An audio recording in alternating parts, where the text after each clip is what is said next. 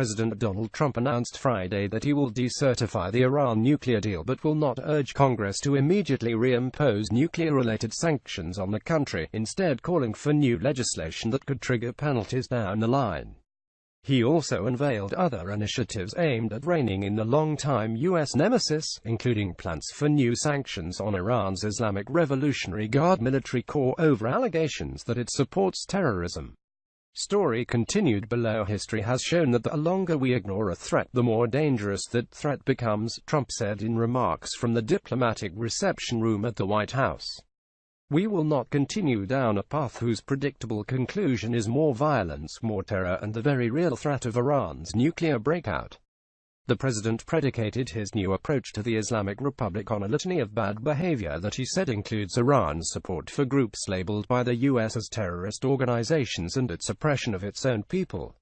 He reiterated his long-time claim that the Iran deal was one of the worst and most one-sided transactions the United States has ever entered into, and accused Iran of violating the deal on multiple occasions. Given the regime's past and present, we should not take lightly the sinister vision for the future, the president said in televised remarks. While the United States adheres to our commitment under the deal, the Iranian regime continues to feel conflict, terror, and turmoil throughout the Middle East and beyond. Importantly, Iran is not living up to the spirit of the deal. So today, in recognition of the increasing menace posed by Iran and after extensive consultations with our allies, I am announcing a new strategy to address the full range of Iran's destructive actions. By signing up, you agree to receive email newsletters or alerts from Politico. You can unsubscribe at any time. Later Friday, as he departed the White House to visit a Secret Service training center, Trump told reporters that he still may very well pull the U.S. completely out of the Iran deal. He added that Iran should thank Barack Obama for making that deal, which Trump said infused billions into its economy. Iranian President Hassan Rouhani said Friday that the nuclear deal struck between his nations and the 5 permanent members of the United Nations Security Council plus Germany is much more strong than what Trump has suggested, according to an Associated Press report. Rouhani said his nation will continue to stick to the agreement, but cautioned that Iran could change its mind.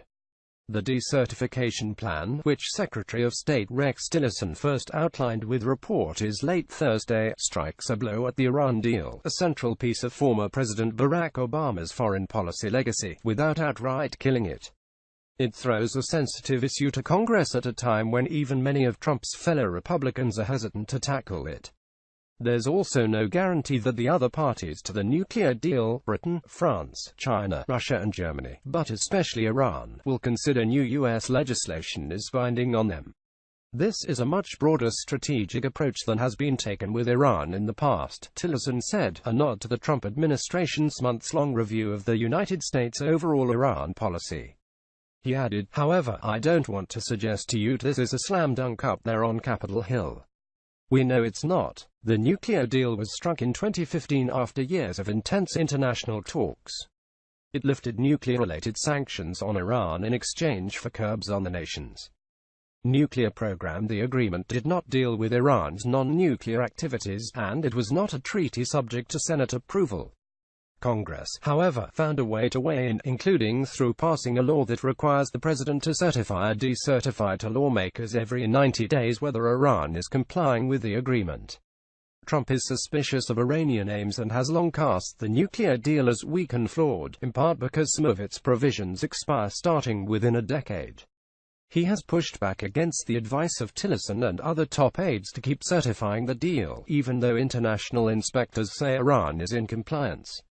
Trump's decision to decertify the deal by mid-October will start a 60-day clock for lawmakers to decide whether to reimpose U.S. sanctions on Iran.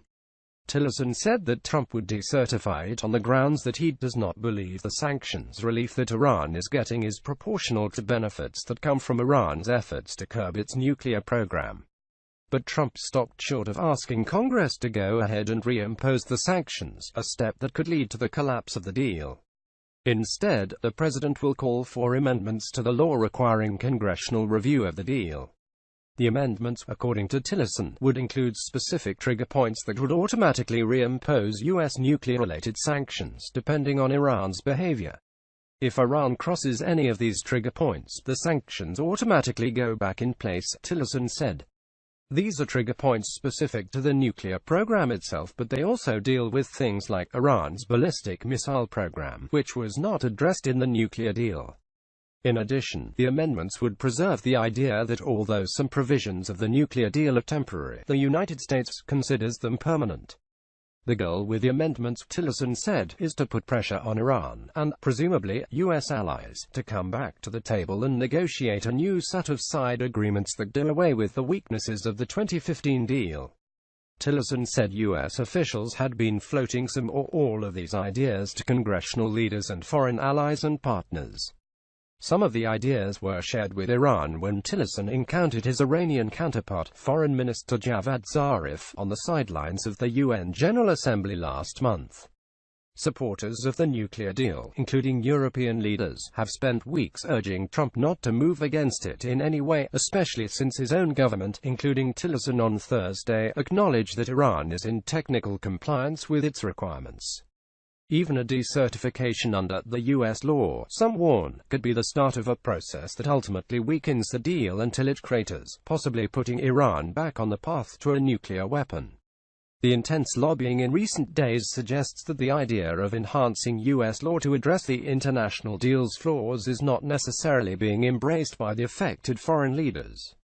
The Iranians, for instance, have described the decertification process as a domestic political move not binding on their country, which hasn't had diplomatic relations with the United States for nearly 40 years. In a conference call with reporters ahead of Trump's announcement, a trio of Obama-era officials involved in the Iran deal's original negotiation and implementation defended the agreement and dismissed the president's rationale for decertifying it. So what is apparent here is that Trump's team was forced to search for a rationalization for an irrational decision to decertify a deal that Iran is complying with, former Deputy National Security Advisor Ben Rhodes said. Essentially, Trump is urging Congress to do something that could precipitate a nuclear crisis with Iran at the same time that he is faced with a significant crisis on the Korean Peninsula. Rhodes added that any step by the U.S. to unilaterally alter the agreement could be interpreted as a violation of the nuclear deal, and allow Iran to exploit the divisions between the U.S. and its allies. I think members of Congress need to think very carefully about the risk of passing legislation that blows up this deal and removes the constraints on Iran's program and could lead us into a war. That's what's before Congress right now, Rhodes said. While Tillerson acknowledged Thursday that there were skeptics, including on Capitol Hill, he said that either the various parties could put more teeth into the arrangement, or let's forget the whole thing. Although Republicans, along with some Democrats, opposed the deal in 2015, 2 years later some are wary of taking any step that could wreck it. Rep. Ed Royce R. Califf, the chairman of the House Foreign Affairs Committee, indicated this week that the deal should stay in place but that the U.S. must enforce the hell out of it. Even some of the most hardline anti-Iran members of Congress, such as Sen. Tom Cotton Rock, have said they don't think sanctions should be reimposed yet. Cotton and other critics of the deal agree with Tillerson's argument, however, that the mere threat of renewed sanctions could force the affected parties back to the table to negotiate a deal that's tougher on the government in Tehran. Neither Iran nor any of the other parties to the deal have shown a willingness to reopen the talks and amend the existing agreement. But some allies, in particular France, have signaled an openness to the idea of future talks about separate agreements that could function alongside the nuclear deal and address, for instance, the sunset provisions. A great deal could come down to the specifics of any amendment that Congress considers. If Iran takes a step that triggers Congress to reimpose sanctions on Iran under a new amendment, but not under the actual nuclear agreement, the Iranians could argue that the U.S. is flat-out violating the deal. The Iranians also could argue that including non-nuclear activities as a trigger point would violate the spirit of an agreement about nuclear issues. And the Iranians are unlikely to acquiesce to any agreement that restricts them on every front forever. In any case, the Iranians and other supporters of the existing deal point out that parts of it are permanent. Besides, the deal's supporters argue, Iran, by virtue of being a signatory to the Nuclear Non-Proliferation Treaty, is bound to avoid obtaining nuclear weapons. Iran itself has always said its nuclear program is for scientific and other peaceful purposes. While the fate of the nuclear deal could deepen divisions in Congress, especially within the GOP, there is broad bipartisan agreement that the U.S. must do more to rein in Iran's non-nuclear activities, including its support for terrorist groups, its ballistic missile tests and its human rights abuses. Those activities were not covered by the deal, and the U.S. already has in place numerous sanctions on Iran related to those issues.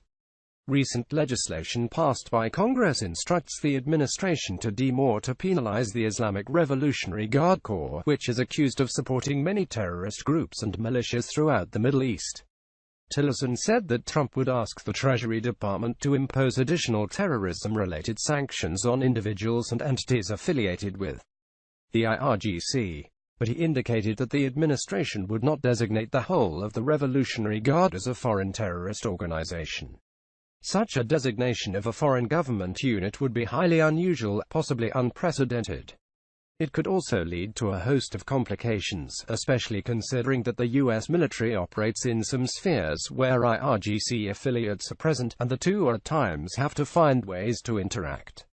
Iran has warned against such a designation of the Revolutionary Guard, hinting at retaliation against U.S. forces. Tillerson indicated that the administration hoped Congress would move swiftly on passing legislation to strengthen the U.S. hand against Iran, hopefully before Trump faces another deadline to report to Congress on Iranian compliance, in just over 3 months. Negotiating any side agreements to address the nuclear deal's flaws will take longer, Tillerson said.